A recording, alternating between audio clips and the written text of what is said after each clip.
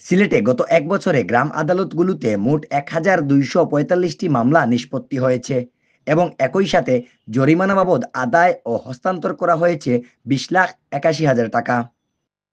একই সময়ে জেলার ১,৪৩৮ জন নাগরিক গ্রাম আদালতে মামলা দায়ের করেছেন, যার মধ্যে ৩১১ জন নারী এবং ৯৩৪ জন পুরুষ রয়েছেন।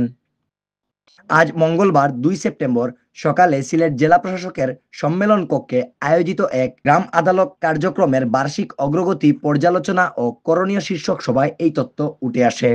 সভায় প্রধান অতিথির বক্তব্য রাখেন সিলেটের জেলা প্রশাসক মোহাম্মদ সারওয়ার আলম।